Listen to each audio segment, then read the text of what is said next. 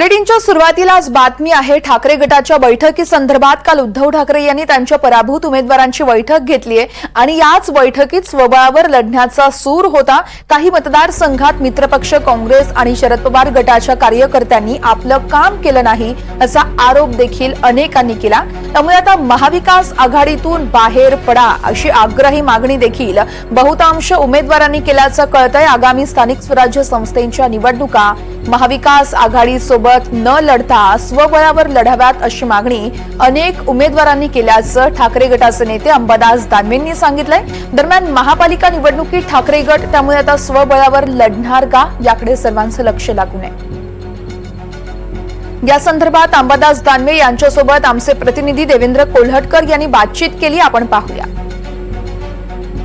शिवसेना ठाकरे गटाचे नेते अंबादास दानवे आपल्यासोबत आहेत, आपण त्यांच्याशी बातचीत करतोय। काल सर मातोश्रीवरती एक महत्त्वपूर्ण बैठक पार पडलेली आहे। पराभूत उमेदवारांची सगळी बैठक होती आणि ज्या पद्धतीचं यश तुम्हाला विधानसभेमध्ये मिळायला पाहिजे होतं ते न मिळाल्यामुळे जे वेगवेगळे मुद्दे आले त्यामधला एक मुद्दा असा होता की आता शिवसेना ठाकरे गटाने स्वबळावरती गेलं पाहिजे इथून पुढे। स्वबळावर याचा अर्थ सर्वच्या सर्व मतदारसंघात या महाराष्ट्राच्या 288 विधानसभा मतदारसंघात पूर्णपणे बूथ लेवलपर्यंत शिवसेनेचं संघटन मजबूतीनं उभा झालं पाहिजे किंवा उभं केलं पाहिजे असा एक याच्यातला सूर होता। आणि नॅचरली अशा पद्धतीनं ज्यावेळेस मजबूती होती त्यावेळेस निवडणुका लढता येतात ताकदीनं आणि ते करण्यासाठी आपण तयारी करावी अशा प्रकारची सूचना अनेक उमेदवारांनी दिली। मला असं वाटतं ती काही वेगळी सूचना असायचं कारण आहे। पक्ष निश्चित या सगळ्या बाबतीत पावलं उचलेल। सर, स्वबळ म्हटलं की आगामी आता काळामध्ये स्थानिक स्वराज्य संस्थांच्या निवडणुका आहेत आणि आपण जर स्वबळ म्हटलं तर मग महाविकास आघाडीतून आपल्याला बाहेर पडावं लागेल असं काही नाही। निवडणुका अजून कुठंच काही नाही। सुप्रीम कोर्टात या सगळे विषय चालू आहे। रिझर्वेशनचे प्रश्न आहे, वॉर्ड रचनेचे प्रश्न आहे। या सगळ्या गोष्टी वर्षभर होत नसतात आणि वर्षभरानंतर ज्या गोष्टी होणार त्याच्याविषयी आज मत व्यक्त करणं काही योग्य होणार नाही। महाविकास आघाडी सोबत राहिल्याने नुकसान झालं असंही काही लोकांचं म्हणणं आहे। असं म्हणणं कोणाचं असलं तरी हे सत्य नाही आहे ना। मग लोकसभेला आम्ही जागा जिंकल्याच ना, 33 जागा जिंकल्या ना या महाराष्ट्रात, त्या काही कमी आहे का? त्याच्यामुळे एखाद्या पराभवाने एखादा निर्णय चुकला असं म्हणणं योग्य नाही आहे। कारण काही उमेदवारांचं असं म्हणणं होतं की हिंदुत्ववादी मतं जी आहेत ती आपल्यापासून दूर झाली।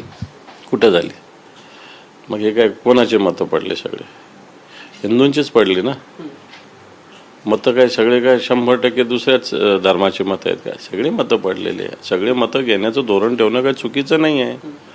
आणि शिवसेना हिंदुत्व आणि शिवसेना काय वेगळं थोडी असायचं काही कारण आहे। शिवसेनेला कोणी हिंदुत्व शिकावं अशी काही स्थिती मुळीच नाही आहे। शिवसेनेचं हिंदुत्व काही फक्त मतदानासाठी निवडणुकीसाठी नाही आहे। शिवसेना हिंदुत्व जगत असते सातत्यानं। निवडणूक आल्यावर शिवसेना कोणता तरी डमरू बाहेर नाही काढत, सातत्यानं शिवसेना हिंदुत्वाच्या मुद्द्यावर काम करत असते। उमेदवार किंवा पराभूत असतील, विजय असतील, ते जर स्वबळाची गोष्ट करत असतील, तुम्ही नेते आहात, पक्षाचे वरिष्ठ नेते आहात, तुमची काय भूमिका आहे? तुमचं काय म्हणणं आहे की संघटनात्मक दृष्टीने या महाराष्ट्रातल्या 288च्या 288 मतदारसंघात शिवसेना मजबूत झाली पाहिजे हे सगळ्यांचंच मत आहे, ते माझंही मत आहे। बरं, या सगळ्यावरती पक्षप्रमुख उद्धव ठाकरे यांनी काय भूमिका घेतली आहे किंवा त्यांनी काय उमेदवारांना सांगितले? हे पण आत्ता फार घाई करण्याचं काही कारण नाही। या सगळ्या गोष्टीला अजून पुढचा काळ आहे। समजा आता 288 लढायचे तर 5 वर्ष आहे ना त्याला। मग 5 वर्षाची भूमिका आजच आता त्याच्यावर भूमिका थोडी पक्ष नेतृत्व व्यक्त करत असतं। पक्ष नेतृत्व या सगळ्या भावना जाणून घेत असतं, जाणून घेऊन सारासार विचार करून याच्याविषयी धोरण ठरवलं जात असतं। मला असं वाटतं ते धोरण मान्य उद्धवजी ठाकरे साहेब निश्चित ठरवतील।